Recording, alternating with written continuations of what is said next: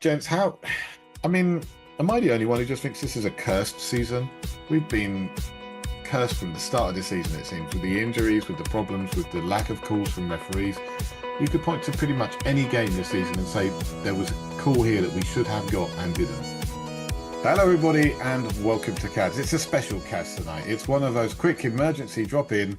Everybody drop what you're doing, and let's talk about the amazingly crazy stuff that's going on at Tottenham. Now, I have a Muppet on my t-shirt. We've got Muppets on the board, and it's all going absolutely crazy. What on earth is happening at this football club? If there is one thing that could go wrong this season, it absolutely has. We brought in an interim manager who was supposed to turn things around and make us play better almost immediately. He failed to do that.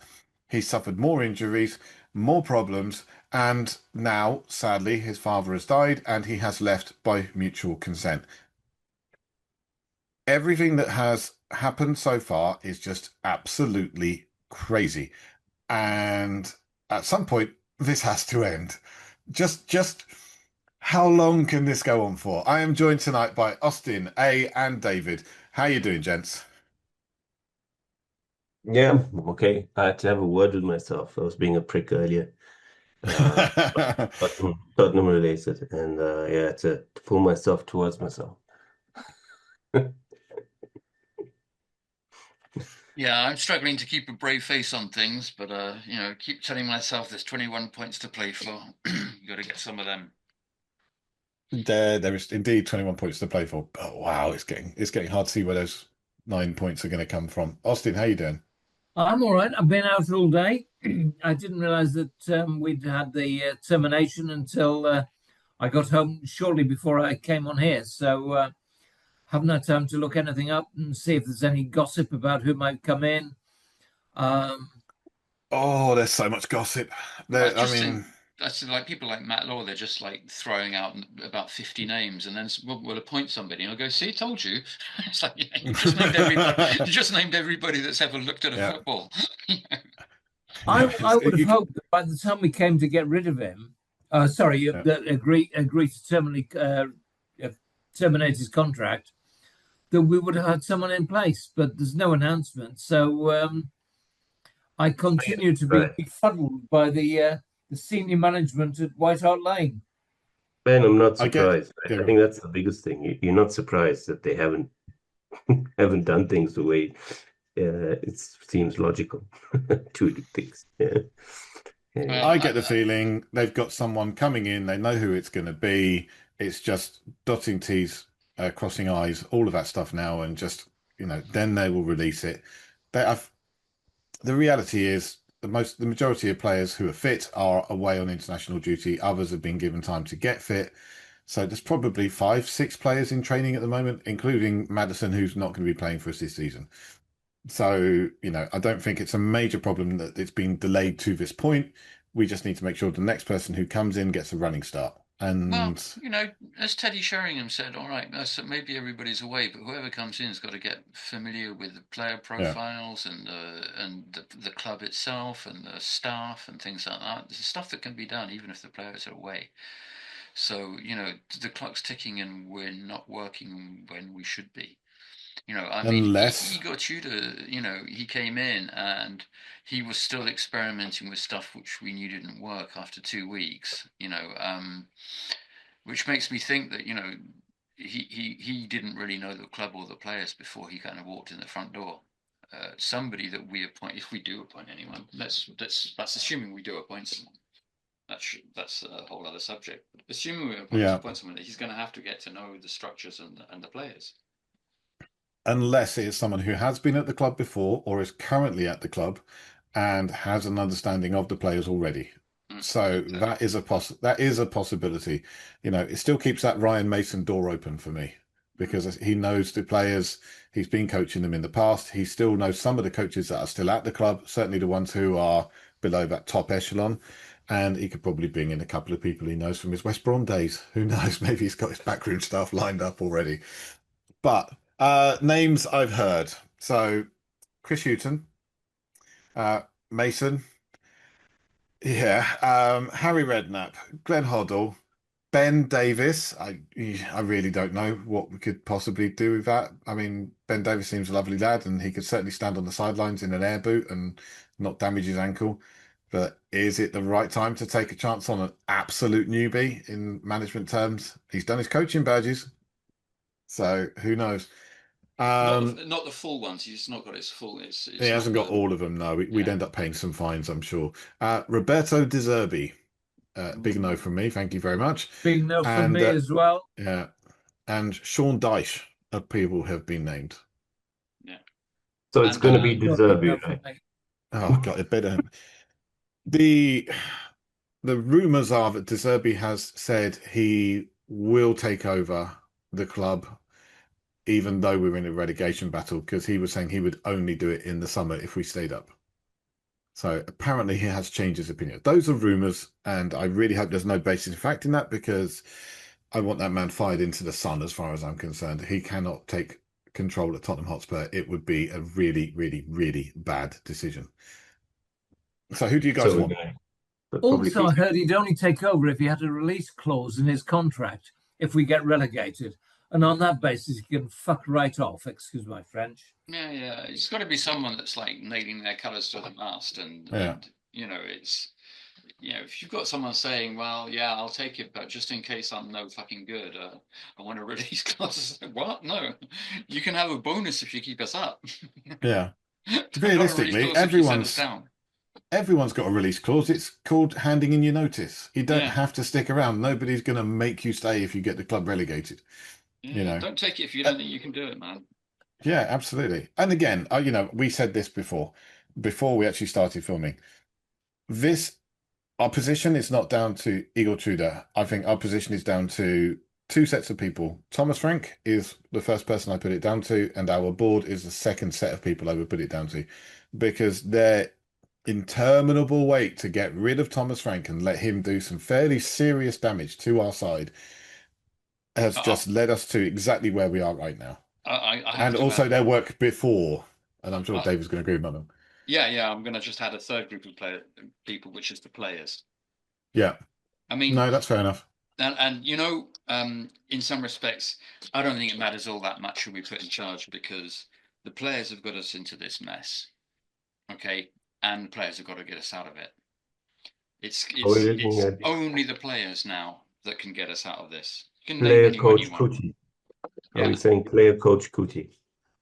Well, which does open an interesting question. If we were not to bring in a manager, if we were to say to Ben Davis, we wish you to head up a conglomerate of the players we've got at the team, and you work out amongst yourselves how you're going to play, and we will bring in a coach who gets you physically fit and helps you out on the training side of things, but you guys are going to be in charge of how you play, how you set up, what tactics you use, the leadership team. So that would be Mickey van der Ven, Cuti Romero, Pedro Porro, Ben Davis, players like that. Matters. How would that go? Matters. Yeah, why not? Matters can't hurt, say Matters and Davis till the end of the season.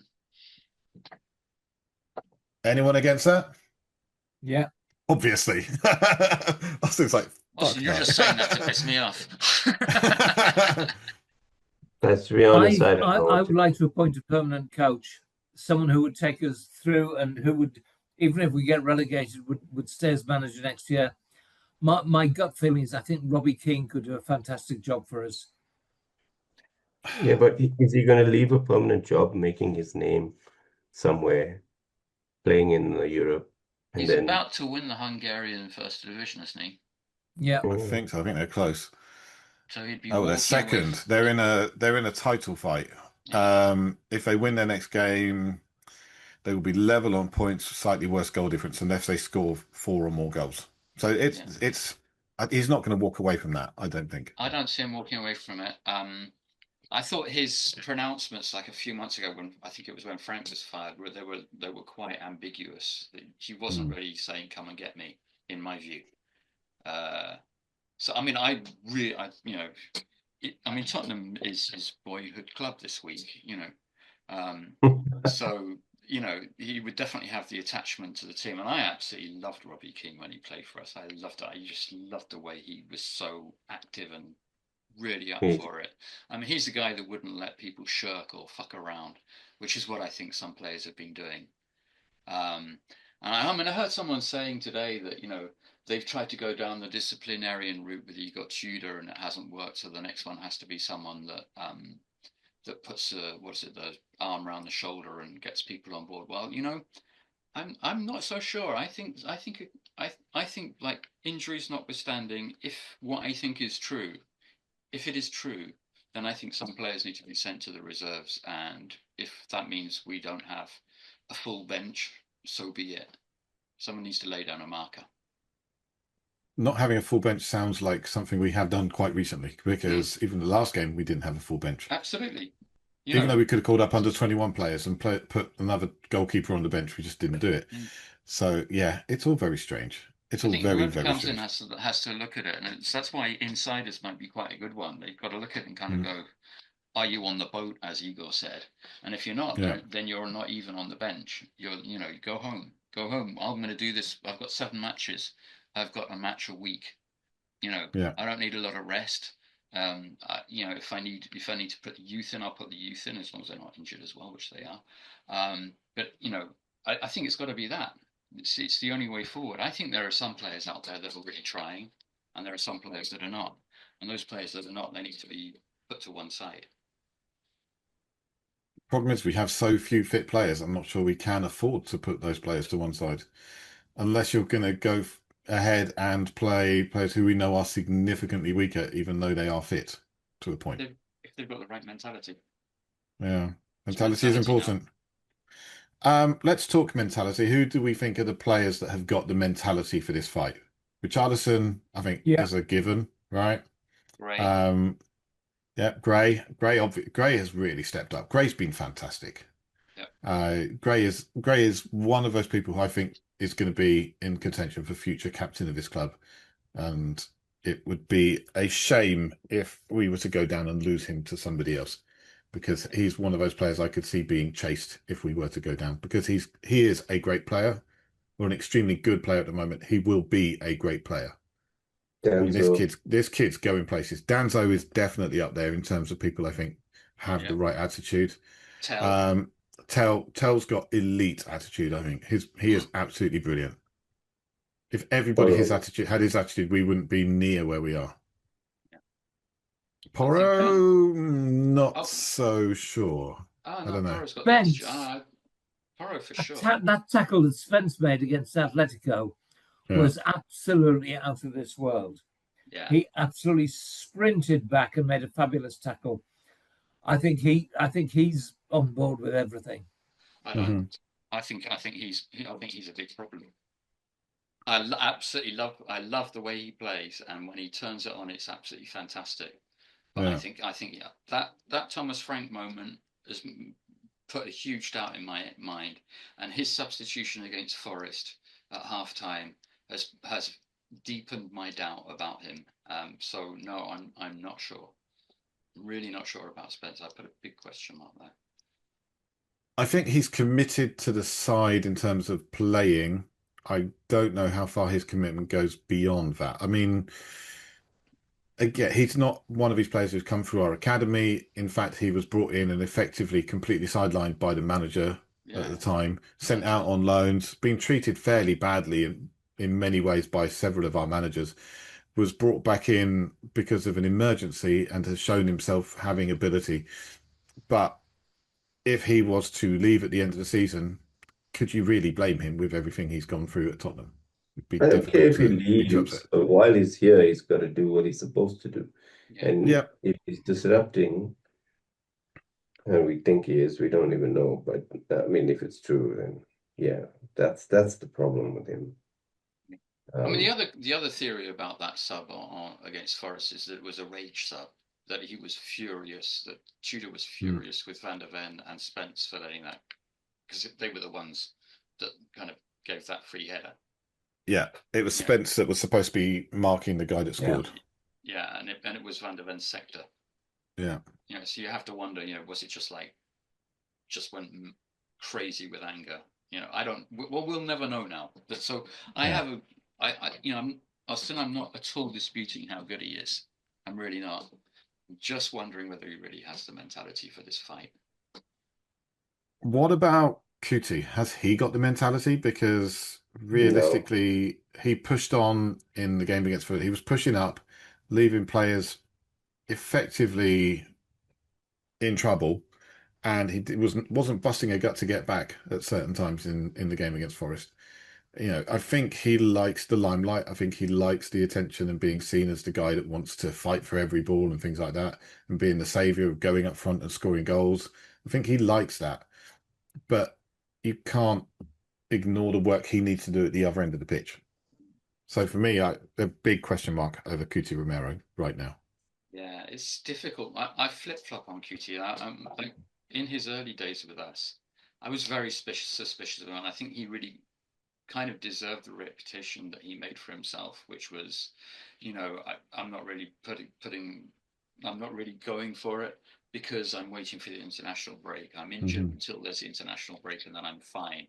And then I'm injured again, and then I'm fine. There was this real suspicion that he wanted to play for Argentina, but not really for Spurs. And then we had a period for about a year, and I think it might be Ange's first or second, or maybe while Ange was there, maybe Ange knew how to wrangle, QT, where all that kind of went to one side, and I was fully on board the Romero train. And I think we were on this podcast saying he should be, captain, manager, CEO, and like drive the bus and make the tea, like we loved him. And I'm going back to that earlier period where I'm thinking, is it because we got a World Cup coming up, whereas like mine's on the World Cup now, yeah, for sure, and then you have these sort of counter thoughts, like what he did. I think was it the second goal or the third goal against Forest, where he went marauding up the pitch and then didn't get back and they scored. Part of it you kind of think, is that him trying too hard to be the leader and like show the other players, come on, we got to get up here, we got to attack, so real leadership? Or is it like you say, just being a bit of a fancy Dan and not doing the groundwork behind? I honestly don't know. QT's a massive question mark for me. I think the World Cup throws up questions. We often see if players don't have the absolute right attitude, we often see players tail off towards the end of the season when there's a World Cup coming up. So they don't want to get injured. They don't want to risk an injury. So they don't go in for the tackles they should, or they just switch off for a minute or so, because if you're not 100% in, 100% concentrated, just that 2-3% can screw you over. And I think there is a risk of that with the players we've got, because we've got so many players who are full internationals and would be going to the World Cup in the summer if it happens. That you've got to say some of them not got their mind fully concentrated on this problem. Yeah, you have to wonder. So that is potentially a concern. I think it's in their favor. They get cut price move in the window. Yeah. They look at it as a business. The only people that really hurt are the fans. Oh yeah, that's so true. That's so true. They don't seem to have any shame. I think there's another set of people who would be hurt if we did go down, and that's ENIC, because despite the fact we do not like them, we do not particularly want them at the club, they would lose so much money if his club went down to the Championship. You'd be knocking $1 billion off their asking price, and suddenly, $1 billion's going to hurt. Yeah, but the difference is the fans didn't do anything to create this problem.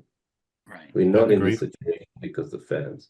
We're in the situation because of them, ENIC and the players, and by ENIC, I mean they're also the appointments, right? So they're not like blameless in this. This is something of their own making. Whereas the fans, I mean, this is horrible for us. Yeah, it really is. I think either way, we've got a massive shake-up coming.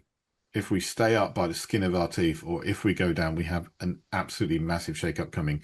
You're going to see pretty much everybody at the top of the club lose their job. Well, yeah, Langer first. I don't want, like, if we have to like rebuild this squad over the summer, which we do, I don't want Langer anywhere near it. But he can do I youth think we're being scouting. foolhardy. I mean, we've said we need a change, overhaul for how long? 8 Since years. And we said Pochettino days. yeah, and how many times have we heard we ready to change to our ways and Mhm. splash the cash? We keep hearing it and we keep thinking it has to happen now. It has to happen now. It just doesn't happen, guys. Actually, it's been going on for years. I mean, I remember, Yeah. I remember when under Harry, or even before Harry, like when we would be in like fourth, fifth, sixth place, and you're going, okay, we just need like 1 or 2 signings just to get us over the line and into Europe. Now, this was prior to Harry, and then the signings wouldn't come, or in fact, like signings wouldn't only not come, we would sell our best players and like Yeah. loan Fraser fucking Campbell on the last day of the window, and that, like, then wonder why we didn't make Europe. It's been going on, and for a while, you could kind of accept it because you felt like there was an upward trajectory, even if it wasn't, linear. It was like a zigzag, but basically upwards. It did culminate under Pochettino, where basically got lucky. They got a generation where all the butter landed butter side up every time. Every signing worked, and they just think that they can reproduce that. They think that um, every single one of these like youngsters that we sign is going to be the next Dele Alli, the next Christian Eriksen, the next I don't know who. I And they're would love not. it overall, but that's why I'm saying the evidence that we have doesn't suggest that what we want will happen. No. In fairness, 3 of the youngsters that we've signed recently, Gray, Berrival, and Souza, are absolutely superb. Souza's not quite proven yet, but he looks the business. But Gray and Berrival are absolutely fantastic. And Yeah, but I I don't think think the that's biggest problem is that we need a manager that will actually incorporate them into the midfield and say, right, you are the midfield. Yeah. We're going to build the club around you. I disagree. I think How that's dare you? one part. Respect your elders. Yeah, exactly, Stuart. Thank you. I think that's one part of running a club properly, looking for the next big thing. And it needs to be married to having good players now as well. Because Right. we just we should be replacing our better players with even better players, so that that's your depth now, not just yeah. I mean, they're not building depth properly, and I think there's a time for young players, and I think they are great signings. I love them, but they're not for the now, right? And right now we're in a relegation battle. Yeah. I mean, this All right, is, so hang on it's the very quickly. culmination. There is some news. Okay. Okay. There's somebody we can rule out completely. Jermaine Defoe will not be becoming the interim manager. He has just been named Woking boss. And the BBC for are him. reporting, the BBC are reporting that Spurs wants Roberto De Zerbi to be the new permanent boss and would be willing to. I know, I agree. Fire him into the sun, as I've said before. That would be very difficult. I would rather we were relegated than had De Zerbi as manager. I wouldn't go that far myself. Oh, I would. I think he's a despicable person. He's a bit of a stain. Yeah. But I don't want us to go down. Anyway, back to Oz's point. I think there is somebody who if you had your 3 teenagers, and I absolutely agree with 2 of them, Gray and Berrival. Absolutely, those 2, I'm on board with those. But also, talking about a young signing we've made who looks like they're coming good, Luka Vuskovic over in Germany. Yeah, he is looking very, very good. Oh my, we could have done with him this season. So he's also looking like he'll be with Real Madrid or Barcelona next season as well. He's on a long contract, and they need to pay a serious amount of money for him. Yes, I know. Yeah. Unless you're trying to supplement your parachute payments. Yeah. Well, I think if you supplement your parachute payments, you sell the players who no longer want to be here, and we would see a long list of them. And I can see that going down to the Championship would open up doors for certain players, and Vuskovic would be one of those players. By getting rid of someone like, for instance, Mickey van der Ven, who would be unlikely to stick around, Yeah, that but I think opens the there's door to something play else here. Vuskovic. You're playing in the Bundesliga, Yeah, in the top division, and now you want to drop down to the Championship. I think these kids, there's a danger we lose them. Very well on, it was Barcelona, and it's yeah, Chelsea, and it's somebody else, and it's somebody else. I think we lose them, guys. Yeah, I know we got contracts and stuff, but that doesn't mean much these days. Yeah, especially if you're looking at how you're going to manage a squad with the homegrown and stuff in the Championship, and you're going to have to buy a whole lot of players to come in that want to play. Yeah, I think the problem with the way we've done things is that now you stand a good chance of losing those gems that you have. And I yeah. think Mickey's in there. Mickey's 23 now, 24. But he's a 24, I young think. man. 24, 25. Yeah. So, In terms of the because people are homegrown, there are players we can go out and we can buy that would actually potentially help us. Carl Walker-Peters, we could get him back from Southampton. Dennis Serkin, we could go to Sunderland and give him a chunk of money and he could come back. Can we go back to talking about who might be able to get us out of this shit? Before it becomes rather the absolute. Then we can Yeah. talk about how shit it is in the summer when we're relegated, but like now, who are the ones we can count on? Because I don't want to this is this is 7 matches away. This is 21 possible points away. Come on, let's get Yeah. to 21 points. Who's in the team to get us to 21 points? We mentioned Bergwijn. Yeah, I think he's probably, if he can stay fit, because Bergwijn is starting to mount up the number of injuries. Yeah. And the number of times he's, I think João Palhinha, he can, I think we can count on him. I think we can count on him in the fight. I don't think we can count on, I think Xavi Simons is a luxury player that can only be coming off the bench. So, I mean, we're getting to around about 11. There's a core of 11 players that we've just been over, that can play once a week, the same system every week, provided none of them get injured.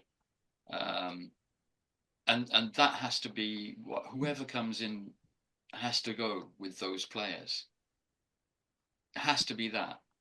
And really, if Mickey van der Ven isn't mentally up to it, if Jed Spence isn't mentally up to it, if Cutie's, but then they need to drop to the bench or completely, Agreed. or be completely removed from contact with the other players. If Mickey's head is not in the right place, Mickey needs to be on the bench or out of the squad, and we need to be bringing in. You got to play Danso, and Byfield can come in if Byfield is fit again. Dragoshin. I mean, he'll fight. I don't have. If we're playing dashboard, Dragusin is gonna play. Please no, not Daesh. My problem is I keep hearing these names. I keep wanting to rule them out. I don't want Daesh. I don't want De Zerbi. Don't want those people. We can also rule out Roy Hodgson because he's taken a job at Bristol City. Okay, fine. Just for a couple of weeks. So who knows? But yeah. Can we rule out Tim Sherwood as well while we're at it, please? So many people talking about him, and God damn it, no. Gents, am I the only one who just thinks this is a cursed season? We've been cursed from the start of the season, it seems, with the injuries, with the problems, with the lack of calls from referees. You could point to pretty much any game this season and say there was a call here that we should have got and didn't.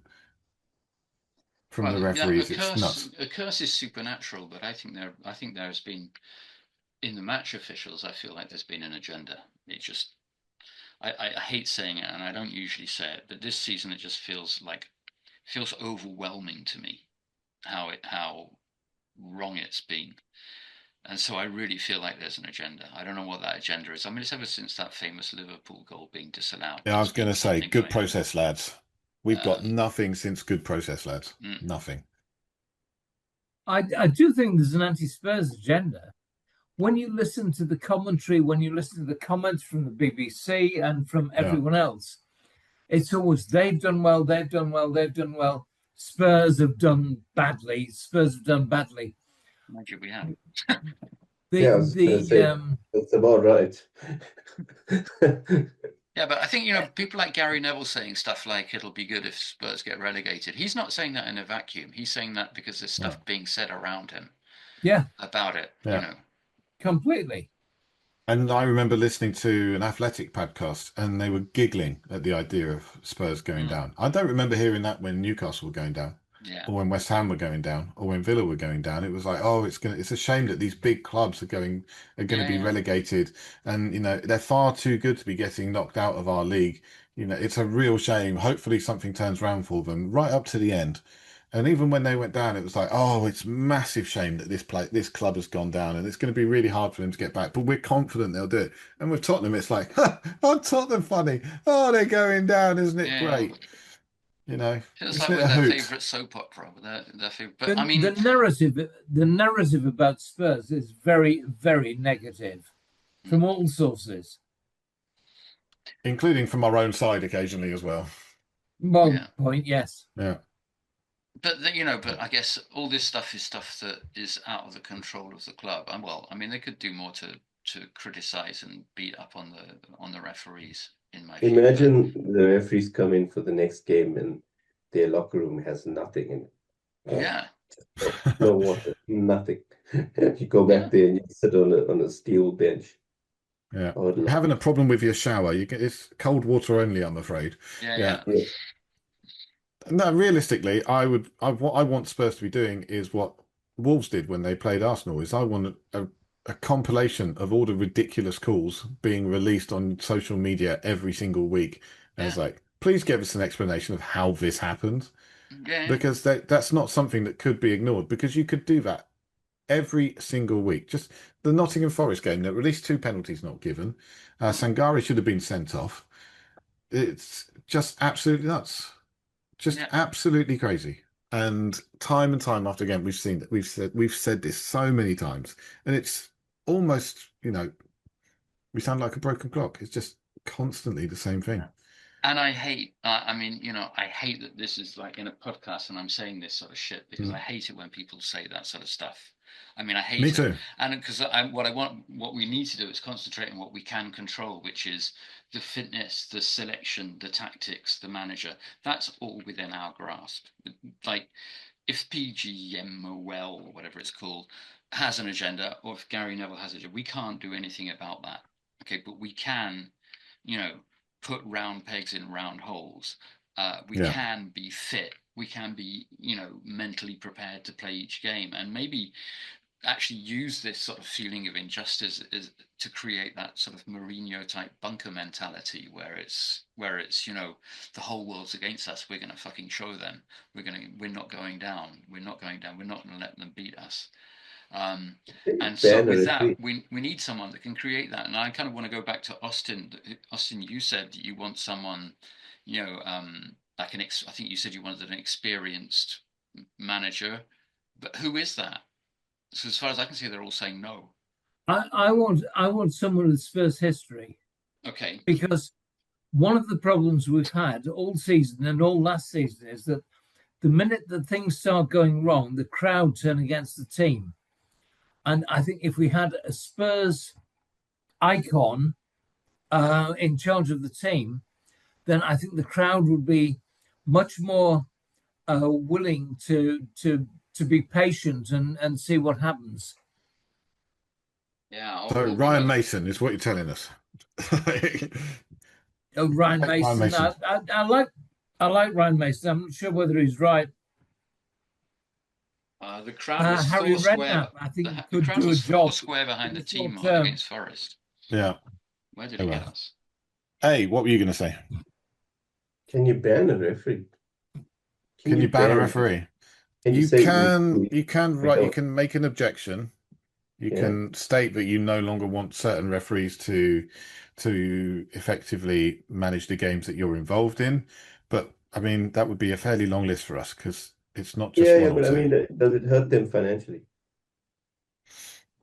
They don't get a game. It has well, they'll just be assigned somewhere else. Yeah. No, and you Now, couldn't do it for a long list of referees. It would just be you could do it for one. I remember Liverpool made a complaint about one particular referee, and he stopped getting given their games. And no, not him. And then Manchester United also have of history doing that. Let's put it that way. All right, guys. So let's quickly go around the table. What is your plan to get us out of this? Who, if you're gonna come in, right? Who's the guy who's going to come in, and what steps does he need to take? What do we need to do? For me, we need to get someone in who has an understanding of the club and is willing to play attacking football and is able to instill some actual belief into the players. And I think David might well agree with this. If the players that we want to put on the pitch are not absolutely keyed in, they don't go on the pitch. They do not play. And we have to play lesser players, but we play lesser players who are more committed.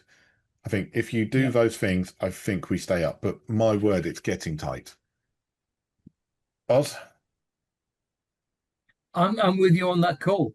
I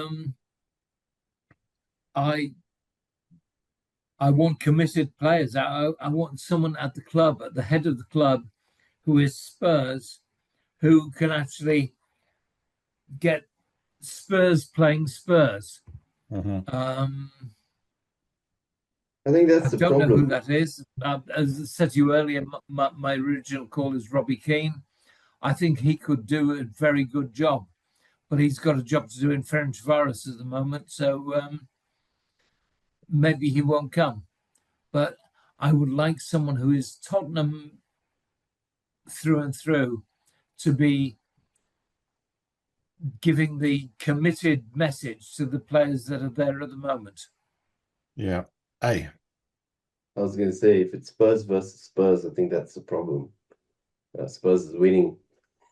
We'd be defeating ourselves. To be honest with you guys, Honestly, if you put together a training game and it was Spurs A team against Spurs reserve team, I think both sides would lose and pick up injuries. So that's where I am. I'll be honest with you. I have no idea. I have no idea what's gonna change this. And to be honest, I actually don't have any faith. I think we're going down, and we should get used to it. I think they need to start planning for next year. Personally, I don't see any way up. We just lost to Forest, and West Ham are getting, what's it, 15 points in 10 games or something, 1.5 points a game, or even less than that. We can't even get a point, a single point at home. I think nobody's turning this around. Those things are there for a very long time, and I don't think you're turning this around in the short period of time. It may sound defeatist, but I'm just looking at stats basically, and the way things are going. I don't think there's if we were going to turn it around, we would have got something by now. I don't In think. fairness, when Harry turned up, took over from Ramos, he turned things around straight away. he did, but he also had the easiest game of the season to do that. Yeah, but also in terms, it wasn't as dire as it is now. Like he still had the whole season. Yeah. It was a better squad. The whole thing is different now. Yeah, it's a lot more weighing on it, and I think people are just what we're seeing is people just crumbling under the pressure. That's what we're seeing. And yeah, I don't think we come out of this. I've resigned the fact that we're going to be playing in the championship. yeah, I have a point, and we'll come back to it after David. Mm. Well, so 14-man squad of a coalition of the willing. Anybody that's not willing is not on the bench, and they're not coming into training. They're training with the youngsters, and probably Madders and Ben Davis to take us through to the end of the season. And I think that's, and I'm still saying there's 21 points to fight for. I know the past is bad, but past performance does not predict future performance. Yeah. I'm absolutely convinced that there's something rotten in the heart of this squad, attitude-wise. not just confidence, but attitude. And if we can get someone in that can really shake it up, it's a match a week. We've got no other interference. We've got nothing to do between Saturdays apart from prepare the next match. We do that with the dirty dozen, 12, and that's it. That's how we're going to get through this. And it's got to be bunker mentality going forward. Yeah. So the point I've been holding back on for the end of this podcast is since the start of this year, we've played against teams who we should beat, and we failed to beat them.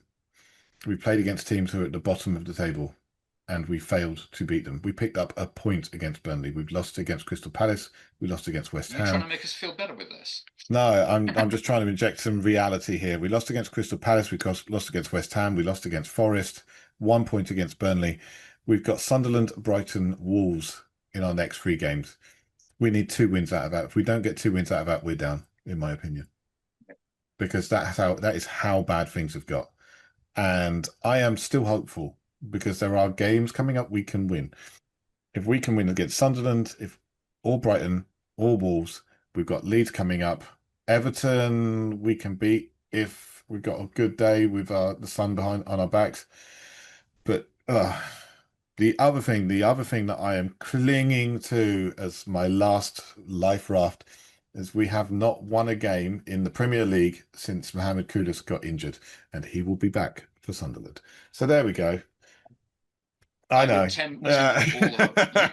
Did you see how poor UW was when he came on? It takes players a while to get comeback. I think our biggest hope is Manchester City getting a 60-point deduction and being relegated in our place. That would be lovely. I'd be happy with that. I think that Manchester City should be hit harder than that. I think that would be a very light punishment. I think they should be busted all the way down to non-league as far as I'm concerned. And why is nobody talking about how fucking scot-free Chelsea got off? Yeah, I have been. So absolutely. Angry. I am so angry. I can't believe that club Tottenham can just sit there and go, oh yeah, okay. A little fine and suspended sentence for what they did. It's unbelievable. Even if Man City get relegated, we'll probably finish second from bottom. Hey, you're killing me, man. That's how I see. That's how I feel. No. He is the guy who's saying, "Look, guys, we're going down. This is going to be fine." It's just look, guys. I'm just talking truth here. This is what's happening. And at the end of the day, you're like the guy in Aliens. We're going down, man. Game over. Game over, man. We're going down. We're going down. He sounded like Ashley. Just for a second. Yeah, like I said, I've been a ray of sunshine. So, recently. So there we go. All right. Well, there we go. Hey, everybody, if you're listening, you've got this far, please give us your plans in the comment section below on what you think we should do to actually get out of this. Can we get out of this? Sunderland, Brighton, Wolves. All of those games are winnable. Mohamed Kudus might be back. Maybe we can break that curse. Maybe the rest will go gentle on us and actually give us a fucking penalty for once. Maybe somebody will need to be decapitated in the area to actually get there. It's bad. That'd be a yellow card. A yellow card. Started swinging the axe outside of the penalty area. Can you imagine? Oh dear. Okay, thank you everyone. Thank you for joining us. It was a late call up tonight. So it was nice to have everyone here. Dave, Austen, we will speak again on the 13th of April, and let's hope we're celebrating 3 points and a new manager. Maybe we'll come back and we'll talk new manager when he gets actually confirmed, whoever that person is. Maybe I will be spitting feathers, and maybe David will be happier about David Zerbi. We'll see. Roberto De Zerbi. There we go. I won't be happy. You won't be happy. All right. Thanks, everybody. Have a good evening. Come on, you Spurs, and fuck the refs.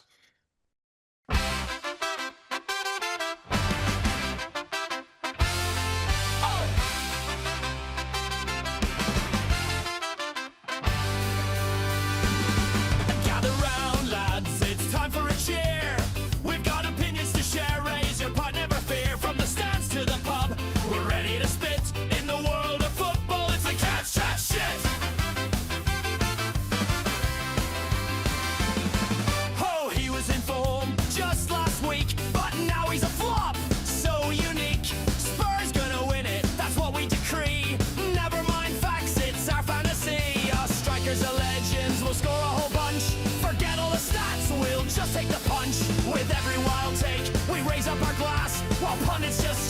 ignore 'em alas. The CADS chat shit.